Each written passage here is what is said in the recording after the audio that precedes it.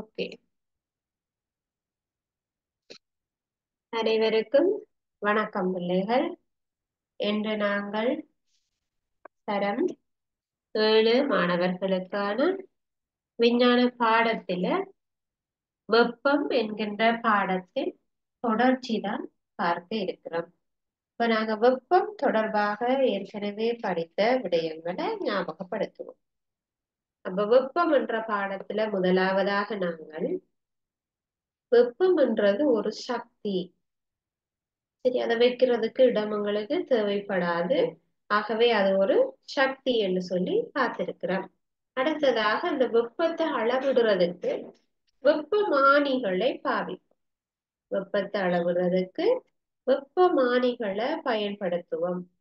வெப்பமானிகள்ல எப்படி அளவீடு எடுக்கிறார்கள்?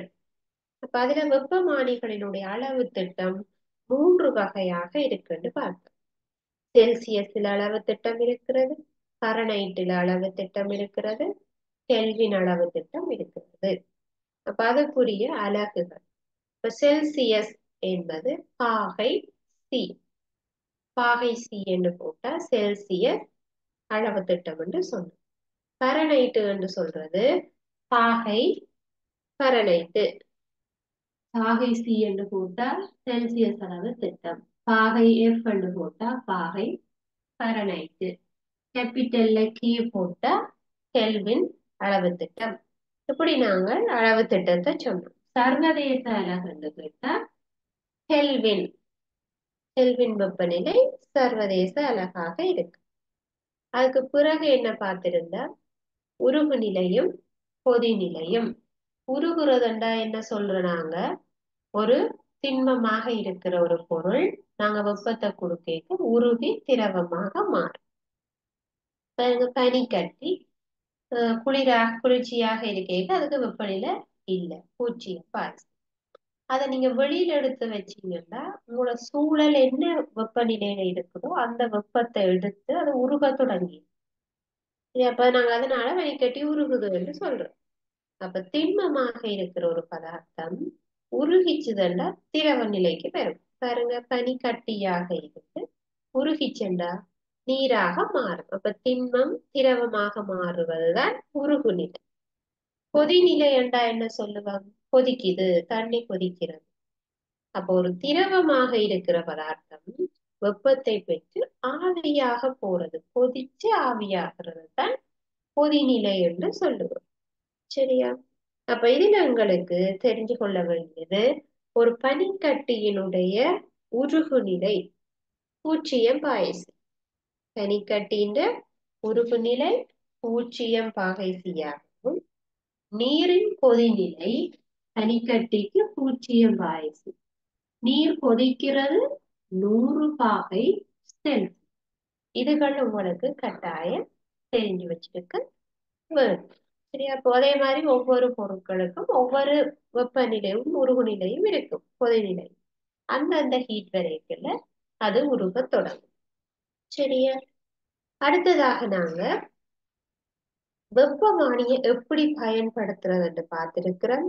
வெப்பமானியின் வகைகள், ஒரு மருத்துவ வெப்பமானி எப்படி இருக்கும், அதை எப்படி பயன்படுத்த வேணும், சரியா அப்படின்னு சொல்லி நாங்க படிச்சிருக்கோம். அடுத்ததாக நாங்க பார்த்தது வெப்ப இடமாற்றங்கள் சம்பந்தமாகும். வெப்ப இடமாற்றங்கள். அப்ப வெப்ப இடமாற்றம் என்றா என்ன சொல்றாங்க? ஒரு இடத்துல இருந்து இன்னொரு இடத்துக்கு வெப்பம் பயணம் செய்தல். அதை தான் சொல்றோம் வெப்ப இடமாற்றம். வெப்ப இடமாற்றம் என்று சொல்லுவோம். ஒரு இடத்துல இருந்து இன்னொரு இடத்துக்கு வெப்பம் பயணம் செய்யும். அப்ப அது 3 விதத்துல நடக்கலாம். 3 வித்தியாசமான வடிவத்துல இந்த வெப்பம் இடம் மாறும். அப்ப அதுல ஒன்று கடத்தல். அதுல ஒன்றுதான் கடத்தல் என்று பார்ப்போம். அப்ப கடத்தல் நடக்க வேண்டுமென்றா அந்த பொருட்கள் ஒன்றோட ஒன்று தொடுகையில இருக்கும். அதாவது துணிக்கைகளினூடாக அந்த வெப்பம் கடத்தப்படும் என்று சொல்லுவோம். இப்ப ஒரு திண்ம துணிக்கையில இருந்து இன்னொரு திண்ம துணிக்கைக்கு பரவும். இப்ப கரண்டி, இப்ப கை சட்டியில இருக்கிற கரண்டிக்கு வெப்பம் பாருங்க பாருங்க. அடுப்புல இருந்து வெப்பம் சட்டிக்கு வரும். சட்டியில இருக்கிற சூடுதான் பிறகு அந்த கரண்டியில வரப்போகுது. அப்ப எங்களுக்கு வெப்பம் அடுப்புல இருந்து சட்டிக்கு கடத்தப்பட்டு சட்டியில இருந்து கரண்டிக்கு கடத்தப்படும். இப்ப எல்லாம் தொட்டு கொண்டிருக்கிறதுனால அது கடத்தல். ஒரு பொருள்ல இருந்து இன்னொரு பொருளுக்கு தொட்டு கொண்டிருக்கிறதுனால கடத்தப்படுது. துணிக்கைகளினூடாக கடத்தப்படுது. அப்ப திண்மங்களினுடைய துணிக்கைகளினூடாக வெப்பம் பரவுவது கடத்தல். சரியா? அதாவது பெரும்பாலான உலோகங்கள் தான் உடன கடத்தும். சரியா? அப்ப நாங்க உம் பாருங்க, மண் சட்டியை விட அலுமினிய சட்டி விரைவாக வெப்பமாயிரும். ஏன்? அலுமினியம் ஒரு உலோகம். உலோகம் நன்றாக வெப்பத்தை கடத்தும். இப்ப அதுக்காகத்தான் பாருங்க சமையல் பாத்திரங்கள்ல அலுமினிய பாத்திரங்களாக செய்யும். ஏன்னா வெப்பம் உடனே கிடைக்க வேணும், வெப்பத்தை உடனே கடத்த வேணும் உங்களுக்கு. ஏன்னா விரைவாக நாங்க உணவு சமைக்க வேணும். சரி, அப்ப அதுக்காக வெப்பத்தை நன்றாக கடத்துபவை வெப்ப கடத்தி என்று சொல்லும். அலுமினியம், செப்பு, பொன், வெள்ளி, இரும்பு இந்த மாதிரி உலோகங்களை நன்றாக வெப்பத்தை கடத்துபவை வெப்ப கடத்தி என்று சொல்லுறோம். சரியா? வெப்பத்தை கடத்தாத பொருளை வெப்ப காவலி என்று சொல்லுவோம். பாருங்க, மரம், ரப்பர், கண்ணாடி, பலகை, துணி, வளி இதெல்லாம் என்ன செய்யாது? வெப்ப காவலி என்று சொல்லும். காவலி என்ற கடத்தாதவை. சரியா? ரைட். அப்ப எங்களுக்கு அன்றாட வாழ்க்கையில இந்த கடத்தல் நடக்கிற சந்தர்ப்பங்கள் நிறைய ஞாபகம் இருந்திருக்கும். இப்ப நீங்க சில வேளை அடுப்புல இருக்கிற சட்டியை கையால தொட்டீங்கன்னா சுடும். ஏன்? சட்டி ஏற்கனவே சூடாக இருக்கும். நீங்க கைய வச்சா கைக்கு அந்த வெப்பம் பரவும். சரியா? அதே மாதிரி சூடான தேனீ கோப்பையை நீங்க தொட்டீங்கன்னா அல்லது தூக்கீங்க, உங்களுக்கு அந்த கடத்தல் நடக்கிறதுனாலதான் வெப்பம் உணரப்படுகிறது சொல்லுவோம். இரண்டாவது சந்தர்ப்பம், வெப்பம் இடமாற்றம் அடைகின்ற இரண்டாவது சந்தர்ப்பத்தை மேற்காவுகை என்று சொல்லுவோம். மேற்காவு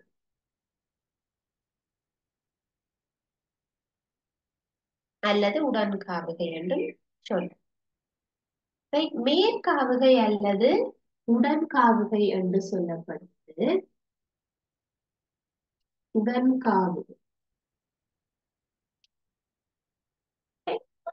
இது வெப்பமாகி செல்லுகின்ற வழி காரணமாக, இப்ப நீங்க ஒரு மரத்துக்கு கீழே நெருப்பு வைக்கக்குள்ள அந்த மரத்துக்கு மேல இருக்கிற இலைகள் அசையும் அல்லது கருகி போகும். அப்ப அது எதனாலன்னு பாத்தீங்கன்னா, அந்த மரத்துக்கு கீழே இதுக்கு நீங்க நெருப்பு வைக்கக்குள்ள மரத்துக்கும் அந்த நெருப்பு எரியறதுக்கு இடையில என்ன இருக்குது? மரம் மேல இருக்குது, கீழே நெருப்பு எரியுதுண்டா மரத்துக்கும் நெருப்பு எரியறதுக்கு இடையில வழி காற்றுதான் இருக்கு. இடையில ஒரு பொருளும் இல்லத்தானே. அந்த இடையில நிக்கிற வழி என்ன செய்யுதுன்னா கீழே நெருப்பு எரியறதுனால சூடாகும். மரத்துக்கும் எரியிற நெருப்புக்கும் இடையில இருக்கிற வழி சூடாகுது. அது சூடாகிறதுனால என்ன நடக்குது? மேல எழும்பி விரியுது. அப்ப அந்த வழி மேல போயிட்டதான் சூடான வழி மேல போய் மேல இருக்கிற இலைகளை கருக்குது. சரியா? அப்ப அதை நாங்க சொல்லுவோம் மேற்காவுகை அல்லது உடன்காவு. சூடான வழி மேல் நோக்கி செல்லுதல். ரைட்? அத மேற்காவுகை ஓட்டம் என்று சொல்லுவோம். அப்ப அது வழியின் ஊடாக வெப்பம் என்ன செய்யுது? பயணம் செய்யுது. திண்ம துணிக்கைகளினூடாக பயணம் செய்யறது கடந்து வழியோட்டம் காரணமாக வெப்பம் கடத்தப்படுறதுதான் மேற்காவுகை அல்லது உடன்காவுகை. இந்த மேற்காவுகை அல்லது உடன்காவுகை காரணமாக எங்களோட அன்றாட வாழ்வில நடக்கிற ஒரு விஷயம்தான் தரை காற்றும் கடல் காற்றும். இப்ப நாங்க இது தொடர்பாக கடந்த வகுப்பிலையும் பார்த்திருக்கிறோம். கடல் காற்று எப்படி வருது, தரை காற்று எப்படி வருது. அப்ப எங்களுக்கு காற்று கடல்ல இருந்து வருகிறது, அதாவது கடலில் இருந்து தரையை நோக்கி காத்து வருதுன்னா அதை கடல் காற்று என்று சொல்றோம்.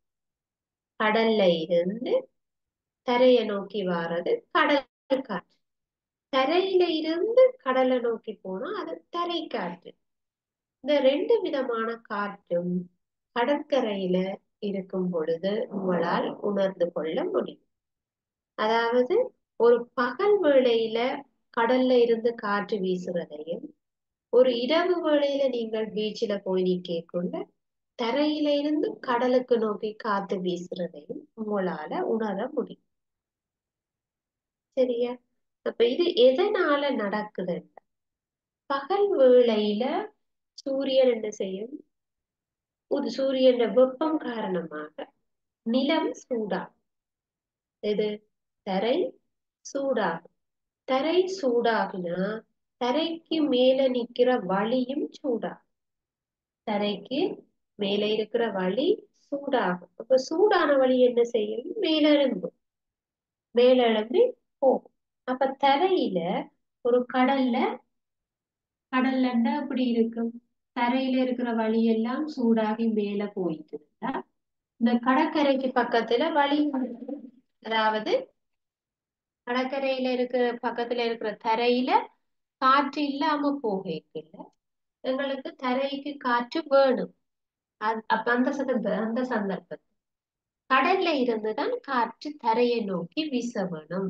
அப்ப பகல் வேளைகள்ல கரையில இருக்கிற காற்று சூடாகி மேல போயிடும். அப்ப கரையில காற்று இல்லாம போகுது. இல்லாத இடத்தை நோக்கி காற்று என்ன செய்யும்? கடல்ல இருந்து வீசும். இது கடல் காற்று. பகல் வேளையில அப்படி நடக்கும். இரவு வேளையில சூரியன் இல்லாம போயிடும். ஆகவே இந்த வழி என்ன செய்யாது? சூடாக. ஆனா தரையை விட கடல் சூடாக இருக்கு. சரியா? அந்த சந்தர்ப்பத்துல கடல்ல இருக்கிற மேலே இருக்கிற துணிக்கைகள் தான், வழி துணிக்கைகள் தான் மேலே ஏறி செல்லும் கடல்ல. அப்ப எங்களுக்கு இரவு நேரத்துல கடலுக்குள்ள காற்று குறைவாக இருக்கும், வழியோட்டம் குறைவாக இருக்கும். அப்ப அங்க வழி குறைவு, கரையில கூட இருக்குல்ல, திரும்ப கரையில இருந்து, அதாவது தரையில இருந்து கடல்ல நோக்கி காத்து வீசும். இரவு வேளையில தரையில இருந்து கடலை நோக்கி காத்து வீசும். அதை நாங்க தரை காற்று என்று சொல்லுவோம்.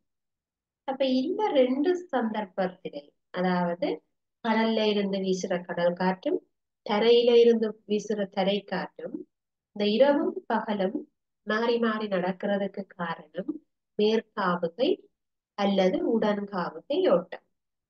சூடான வழி மேலேறி செல்றதன் காரணமாக அந்த இடத்தை நிரப்புறதுக்காக காற்று வீசு.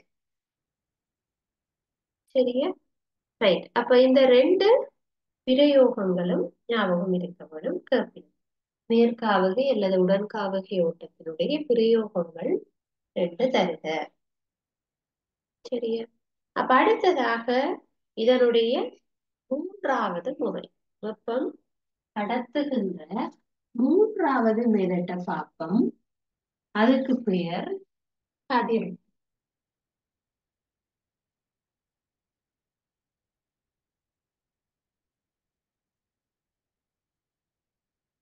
வெப்பம் இடமாற்றம் செய்யப்படுகின்ற மூன்றாவது முறை கதிர்ப்பு.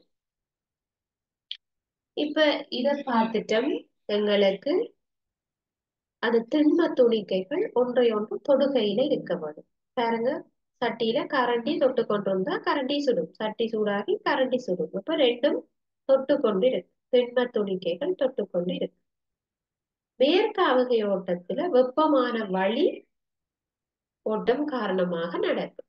அப்ப கதிர்ப்பு எப்படி நடக்கும்டா, அங்க ஊடக துணிக்கைகள் எதுண்ட பங்களிப்பும் தேவையில்லை.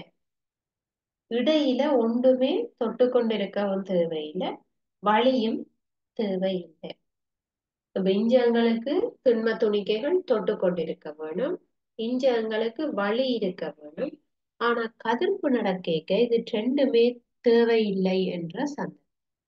யோசிச்சு பாருங்க, எதுவுமே இல்லாமலும் வெப்பம் கடத்தப்படுமா? வழி இல்லாம எதுவும் ஒரு பொருள் தொட்டுக்கொண்டு இல்லாம இருந்தாலும் வெப்பம் கடத்தப்படுமா? யோசிச்சு பாருங்க.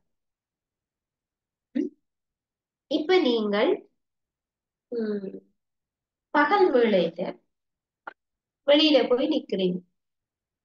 ஒரு மதியம் 12 மணிக்கு நீங்க வெளியில போய் நின்றா சூரியன் உதிக்கு. சூரியன் எங்க இருக்குது? பூமியில இருந்து பல ஒளி ஆண்டுகள் தூரத்துல இருக்கு. எங்கேயோ இருக்குது.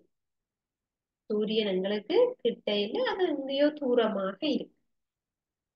அந்த சூரியன்ல இருந்து வரக்கூடிய ஒளியும் வெப்பம் ரெண்டு சக்தியும் வரும். சூரிய ஒளியில இருந்து ஒளி சக்தியும் வெப்ப சக்தியும் வரும். அப்ப எங்களுக்கு சூரியன்ல இருந்து வார அந்த வெப்பம் ஹீட்டானது பூமிய வந்து சேர்றதுக்கு இடையில என்ன இருக்கு? யோசிச்சு பாருங்க. இதுல சூரியன் இருக்குது, பூமி இங்க இருக்கு வச்சுக்கணும். இப்ப எங்களுக்கு சூரியனுக்கும் பூமிக்கும் இடையில இவ்வளோ இடைவெளி இருக்கு. நடுவில எங்களுக்கு பூமியில இருந்து ஒரு அளவான பிரதேசத்துக்குத்தான் வளிமண்டலங்கள் இருக்கு. வளிமண்டலம் ஓசோன் படைகள் இருக்கு. அப்ப பூமியில இருந்து இந்த வளிமண்டலத்துல இருக்கிற 5 படைகளை, மாறன் மண்டலம், படைமண்டலம், இடைமண்டலம், வெப்பமண்டலம், மேன்மண்டலம், இந்த 5 படைகளையும் தாண்டிய பிறகு இது ரெண்டுக்கும் இடையில அண்டவெளி. ரெண்டுக்கும் இடையில ஒன்றுமே இல்லை. ஆனா சூரியன் ஹீட் எல்லாவற்றையும் தாண்டி இடையில ஒன்றுமே இல்லாட்டி அது வந்து அந்த வெப்பம் இடைக்குள்ள ஒன்றும் இல்ல, வழியும் இல்ல, அதுல காற்று ஒன்றும் இல்லை. ஆனா வந்து பூமியில இருக்கிற ஆட்களுக்கு அந்த வெப்பம் கடத்தப்படுதுண்டா அதுக்கு பெயர் கதிர்ப்பு. அங்க எந்த ஒரு துணிக்கைகளின் பங்களிப்பும் கிடையாது. திண்ம துணிக்கையோ வழி துணிக்கையோ ஒன்றும் தேவை.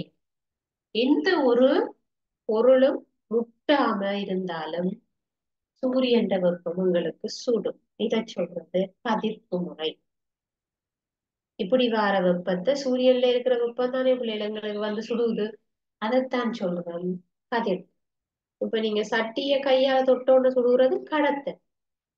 சூரியன் எங்கேயோ இருந்து வார வெப்பம் உங்களுக்கு சுடுவதுன்றா அது கதிர்ப்பு. இடையில எந்த ஒரு பொருளும் இல்லாம, அதாவது துணிக்கைகளை எதனுடைய பங்களிப்பும் இல்லாமல் வெப்பம் கடத்தப்படுகின்ற முறை. சரியா? அப்ப சூரியனுடைய வெப்பம் கடத்தப்படுகின்ற முறை எது என்று கேட்பாங்க. சூரியன்ல இருந்து வெப்பம் கடத்தப்படுகின்ற முறையில இந்த மூன்றுலையும் எது கடத்தல் மூலம் வருகிறா? என்ன நாங்க சூரியனை தொட்டு கொண்டிருக்கிறோமா? இல்ல. மேற்காவுகை அல்லது உடன்காவுகை ஓட்டம். சூரியனுக்கு எங்களுக்கு நடுவுல இருக்கிற இந்த இடைவெளியில காற்று இருக்கா? விண்வெளியில இல்ல. அப்ப மேற்காவுகை உடன்காவுகை ஓட்டம் நடக்க இயலாது. கதிர்ப்பு நடக்க முடியும். ஏன்? கதிர்ப்பு நடக்கிறதுக்கு எந்த ஒரு ஊடகமோ எதுவும் தொட்டு கொண்டிருக்க வேண்டிய அவசியம் இல்லை. அப்ப எங்களுக்கு சூரியனில் இருந்து என்னது வெப்பம் கடத்தப்படுவது கதிர்ப்பு மூலமா. அல்லது யோசிச்சு பாருங்க, ஒரு நெருப்பு கொளுத்தி இருக்கு, நெருப்பு கொளுத்தின இடத்துக்கு பக்கத்துல நீங்கள் நிக்க உங்களுக்கு சூடாகுது, சுடுற மாதிரி இருக்கு, வெப்பமாகுது உடம்பு. எதனால? நீங்க நெருப்புக்கு போய் கைய வைக்கல, ஆனா உங்களுக்கு சுடுது. அப்ப உங்களுக்கும் அந்த பொருளுக்கும் எரியிற பொருளுக்கும் இடையில ஒன்றும் இல்லை, நீங்க தொட்டு கொண்டும் இல்லை. ஆனா சுடுகுதண்டா அது கதிர்ப்பு மூலம் உங்களை வந்து அடையுது வெப்பம். அப்ப இடையில எதுவும் தொடாம இருந்தாலும் சுடும் என்ற விஷயம் தெரிய வரும். இப்ப வெப்பம் இடமாற்றம் அடைகின்ற 3 மெத்தட் நாங்க பார்த்திருக்கோம். இப்ப கடத்தல் மூலம் என்றால் பொருள் தொடுகையில் இருக்க வேண்டும். திண்ம துணிக்கைகளினூடாக அந்த வெப்பம் அசைய வேண்டும். மேற்காவுகை அல்லது உடன்காவுகை நடக்கிற சந்தர்ப்பத்துல என்ன நடக்க வேணும்? வழி சூடாக மேல போகணும். ஆனா கதிர்ப்பு நடைபெறுகின்ற சந்தர்ப்பத்துல இது எதுவும் நடக்காது. துணிக்கை எதுவும் அங்க தேவைப்படாது. அப்ப எங்களுக்கு இப்ப கதிர்ப்பு நடக்கிற சந்தர்ப்பத்தை ஒரு செயற்பாடு ஒன்றினூடாக உங்களை அறிய சொல்லிடும். எப்படி? 3 ஒரே அளவான தகரப்பேணியை எடுத்து 3 ஒரே அளவான தகரப்பேணி. இப்ப உங்களுக்கு மாவார டின்னுகள் தெரியும் தானே, பிள்ளைகள் டிஸ்டமோல்ட் வார டின் அந்த மாதிரி 3 தகரப்பேணி ஒரே அளவா எடுக்கிறது. அந்த 3க்குள்ளேயும் 3க்கையும் ஒரே மாதிரி வெப்பமானி 3க்குள்ளேயும் ஒரே மாதிரி வெப்பமானிய வைக்கணும்.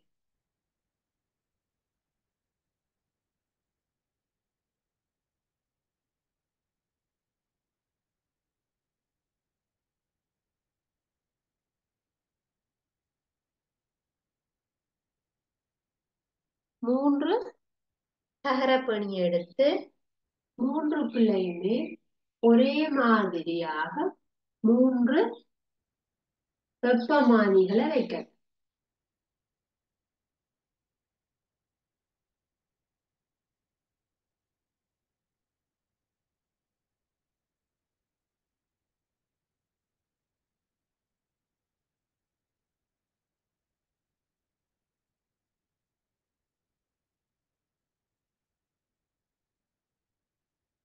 மூன்றுக்கையும் ஒரே மாதிரி வெப்பமானிகளை வைக்கட்டும். இப்ப எங்களுக்கு கடதாசி கருப்பு, வெள்ளை மற்றும் நிறக்கடதாசி. சரி, கருப்பு, வெள்ளை அல்லது மினுங்கும் கடதாசி ஏதாவது. சரி, அப்ப இதுல நாங்க ஒன்றுக்கு கருப்பு கடதாசி, ஒன்றுல வெள்ளை மினுங்கும் தாள்,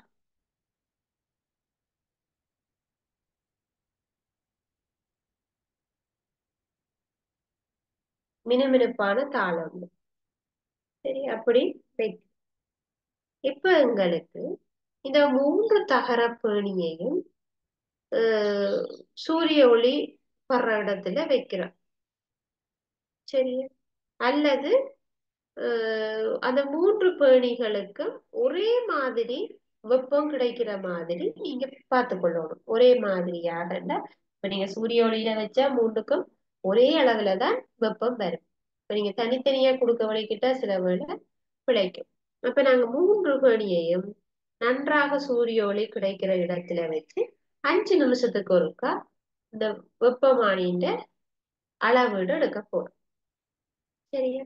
இப்ப எங்களுக்கு இந்த 3 பாத்திரத்திலையும் ஒரே மாதிரி சூரிய ஒளி படுகிறது. 5 நிமிஷத்துக்கு ஒருக்கா நாங்க அளந்து கொண்டு இருக்கோம்.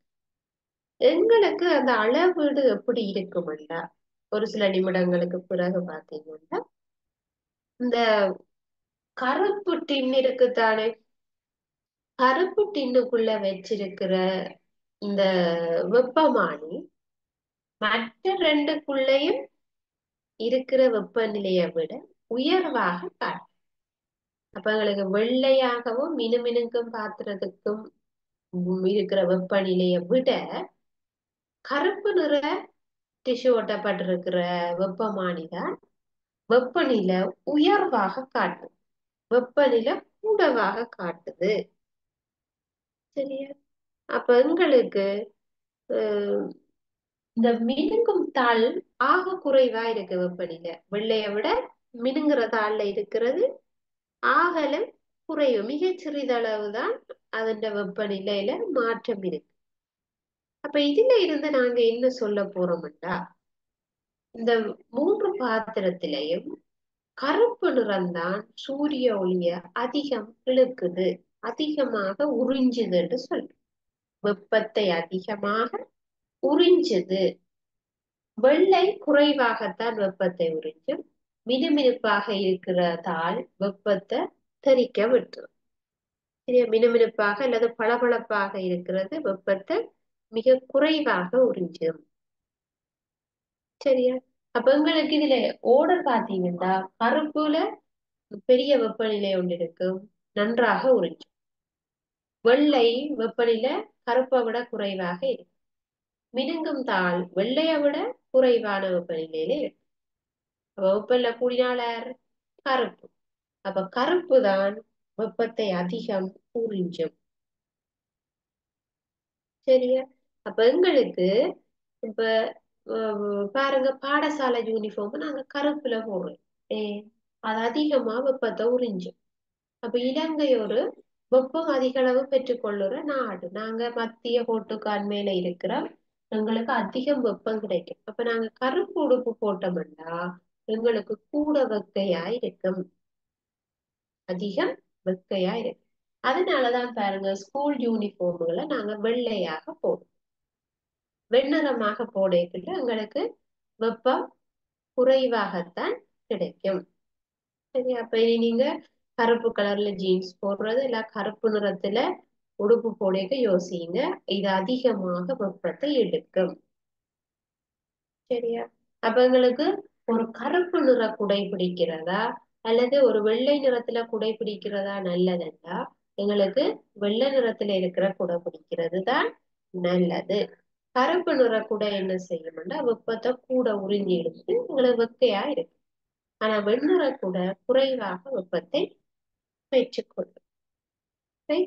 அதே மாதிரி அப்ப எங்களுக்கு வீட்டுக்கு நாங்க பெயிண்ட் அடிக்கல கடுமையான கலர்கள் அடிக்கக்கூடாது. டார்க்கான கலர் அடிச்சோம்னா அது வெப்பத்தை இழுக்கும், நன்றாக வெப்பத்தை உறிஞ்சும். ஆனா வீட்டுக்கு நாங்க வெள்ளை அடிச்சோம்னா வெப்பம் கொஞ்சம் குறைவாக எடுத்துக்கணும். அப்ப நாங்க எங்கட ஸ்கூலுக்கா இருந்தாலும் சரி அல்லது எந்த ஒரு பெரிய நிறுவனங்கள், பெரிய சாலை தொழிற்சாலைகள் பார்த்தீங்கன்னா அவங்க வெண்ணிறத்துலதான் பூச்சி பூசுவார்கள். இப்ப வெள்ளை நிறம் வெப்பத்தை குறைவாக உறிஞ்சும். அதனால வீட்டுக்கு இருக்கிற ஆட்களுக்கு வெப்பம் குறைவா இருக்கு. வேற கலர்களை அதிகம் பாவிக்கக்குள்ள அது வெப்பத்தை அதிகம் உறிஞ்சுறதுனால எங்களுக்கு அதிக வெப்பத்தை வெளியேற்றும். அப்ப எங்களுக்கு இள நிறங்களை பூசுவது, லைட்டான ப்ளூ, லைட்டான கிரீன் கலர் அல்லது வெள்ளை நிறங்களை நாங்க பெயிண்டாக பாவிக்கலாம். சரியா? அப்ப இன்று நாங்க படிச்ச விஷயங்கள்ல முக்கியமானது கதிர்ப்பு சம்பந்தமாக. இப்ப கதிர்ப்பு வேண்டா என்னது, எங்களுக்கு எந்த ஒரு துணிக்கைகளினுடைய பயன்பாடும் இல்லாம வெப்பம் கடத்தப்படும். சம்பந்தமே இல்லாம எந்த ஒரு துணிக்கைகளும் இல்லாம ஊடகங்கள் எதுவும் பயன்படுத்தாம வெப்பம் கடத்தப்படும். Right? அப்ப நாங்க இன்றைக்கு இதுல சில வினாக்களை பார்க்க எழுதிக்கொள்ளுங்க. இப்ப வெப்பம் என்ற பாடத்தை நாங்க இன்னைக்கு நிறைவு செய்யறோம். வெப்பம் என்ற பாடத்துல பயிற்சிகளை பார்க்க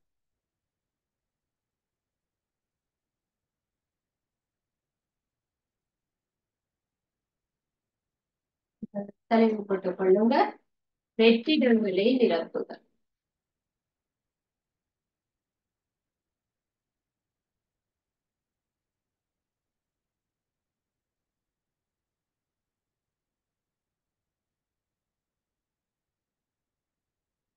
வெற்றிடங்களை நிரப்புக. முதலாவது, வெப்பநிலையை அளவிடும்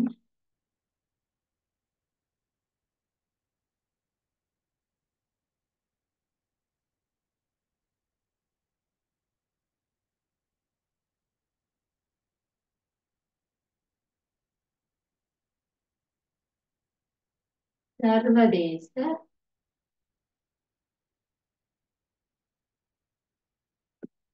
அலகு சர்வதேச அலகு கீறு ஆகும்.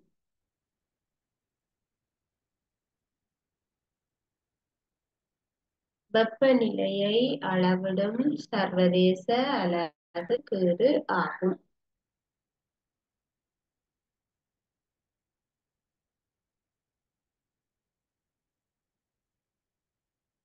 இரண்டாவது, சூரியனில் இருந்து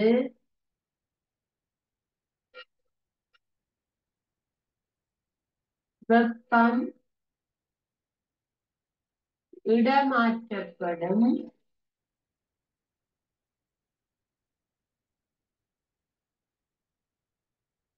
வெப்பம் இடமாற்றப்படும் முறை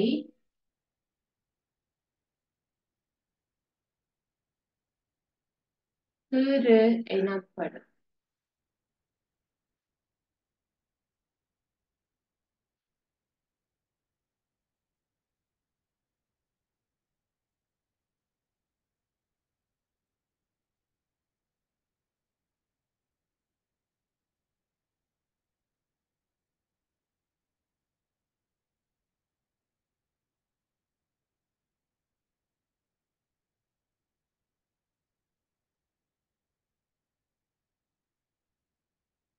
அடுத்தது மூன்றாவது,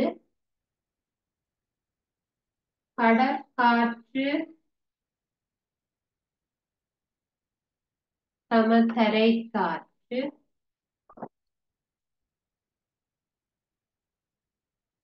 ஏற்பட கீறு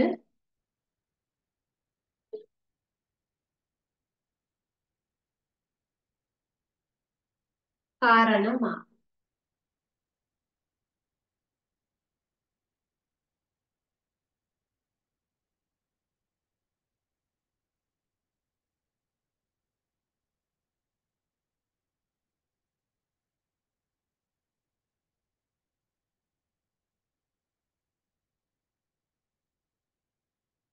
நாலாவது, அடுப்பில் உள்ள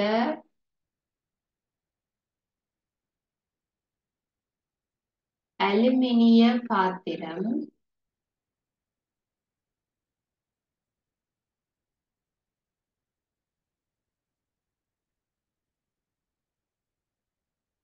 வெப்பத்தை பெறுவது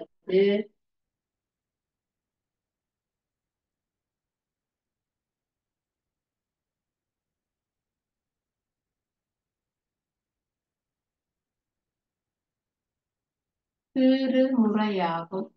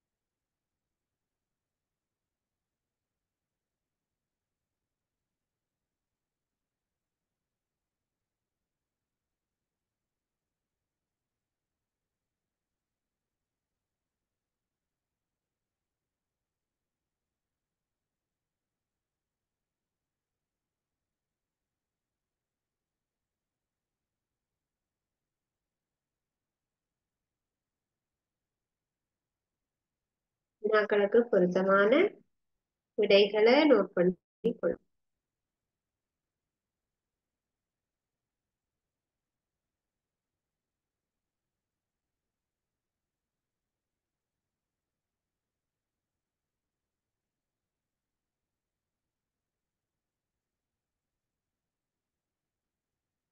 முதலாவது வினா, வெப்பநிலையை அளவிடும் சர்வதேச அலகு கீறு ஆகும்.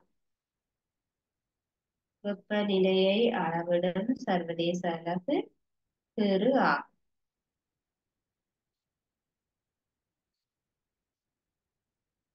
இரண்டாவது, சூரியனில் இருந்து வெப்பம் இடமாற்றப்படுகின்ற முறை கீறு எனப்படும்.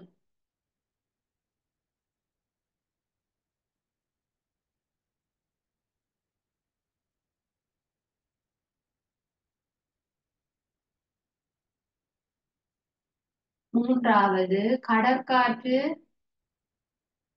கடற்காற்று தரைக்காற்று கடற்காற்று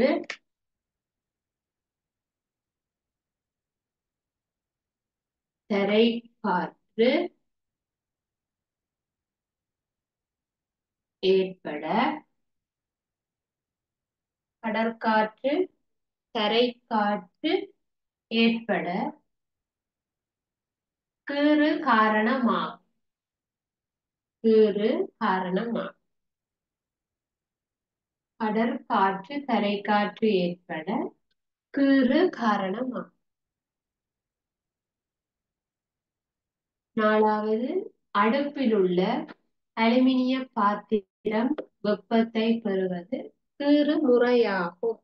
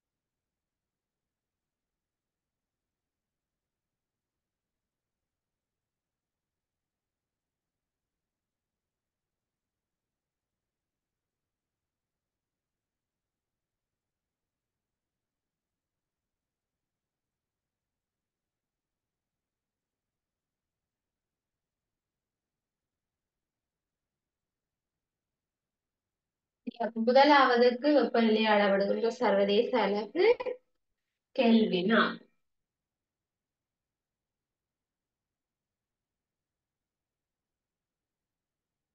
கெல்வின் என்று சொல்லும்.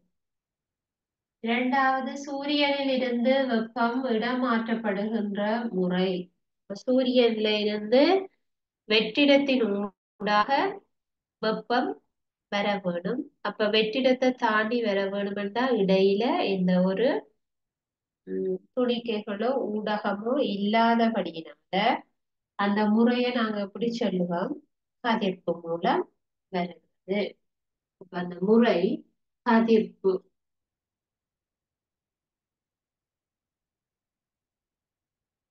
கதிர்ப்பு என்று சொல்லும்.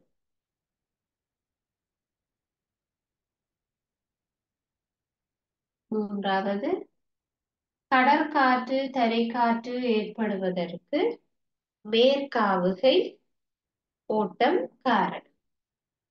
மேற்காவுகை ஓட்டம்.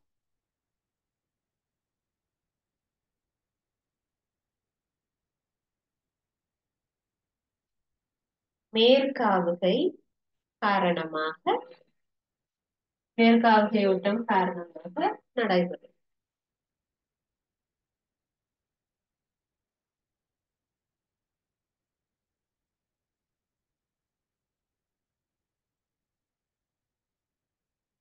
நான்காவது, அடுப்பில் உள்ள அலுமினிய பாத்திரம் வெப்பத்தை பெறுவது. பாருங்க, அலுமினிய பாத்திரம் அடுப்புல இருக்கைக்குள்ள ரெண்டும் தொடுகையில இருக்கு. ஒன்றோட ஒன்று தொட்டு கொண்டிருக்கிறதுனால அது ஒரு பொருள்ல இருந்து இன்னொரு பொருளுக்கு வெப்பமானது கடத்தல் முறை மூலம் போகுது என்று சொல்லுவோம். கடத்தல் முறையில போகுது. அப்ப அது என்ன முறை? கடத்தல்.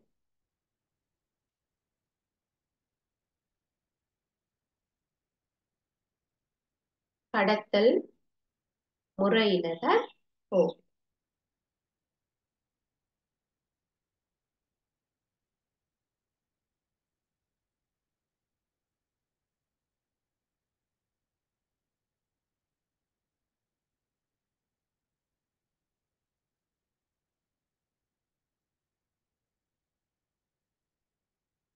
சரியா? அப்ப இந்த வினாக்களுக்குரிய விடைகளை எழுதி இருப்பீங்கன்னு நினைக்கிறேன். இன்றைய வகுப்புல நாங்கள் வெப்பம் இடமாற்றம் அடைகின்ற 3 வழிகளும் பார்த்துட்டோம்.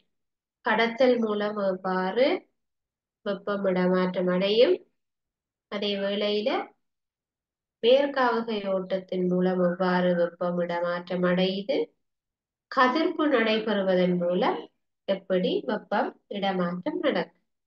அப்ப எங்களுக்கு 3க்குமே உதாரணம் தெரிய வரும். சரியா? அப்ப எங்களுக்கு கதிர்ப்புன்றது இடையில எந்த ஒரு ஊடகமும் இல்லாம வெப்பம் பயணம் செய்யறது. ஒரு நெருப்பு கொளுத்தி இருக்கேங்க, அதுக்கு பக்கத்துல நீங்க நிக்கேங்க, உங்களுக்கு சூடாகும், உடல் சூடாகும் அல்லது சுடுவது உணர்வீங்க. அதுவும் கதிர்ப்பு தான். சரியா? அப்ப எங்களுக்கு கதிர்ப்பு, அதாவது கருப்பு நிறம் வெப்பத்தை அதிகமாக உறிஞ்சக்கூடியது. அப்ப நீங்க இனி வெக்கையான நாள்ல கருப்பான உடுப்புகளை பாவிக்கிறத குறைக்க வேண்டும். சரி, அதே மாதிரி மினுங்கிற மேற்பரப்பு அல்லது பளபளப்பாக இருக்கிறது ஒரு மேற்பரப்பு வெப்பத்தை தெறிப்படைய செய்திடும். அது வெப்பத்தை உறிஞ்சுறது சரியான குறைவு. சரியா? அப்ப கருப்பான ஆட்கள் அதிகமாக வெப்பத்தை உறிஞ்சுகிறார்கள், வெள்ளையான ஆட்களுக்கு கொஞ்சம் வெப்பம் உறிஞ்சுற அளவு குறைவாக இருக்கும். சரி, அப்ப நாங்க இனி கருப்பு நிறத்துல குடை பாவிக்கையும் சரி, கருப்பு நிற உடைகள் பாவிக்கையும் அது ஞாபகம் இருக்கவும். சரியா? அப்ப இலங்கை என்பது ஒரு வெப்பமான நாடுன்றதுனால நாங்க கருப்பு அல்லது கடுமையான நிறங்கள் பாவிக்கிறத குறைச்சு இளர் நிறங்களை பயன்படுத்த வேண்டும். சரியா? அப்ப இது இவ்வளவுதான் வெப்பம் என்கின்ற பாடம். உங்களுக்கு இந்த வெப்பம் என்ற பாடம் முடிஞ்சது. இந்த பாடத்துல உங்களுக்கு ஏதாவது சந்தேகம் இருந்தா நீங்க கேட்க.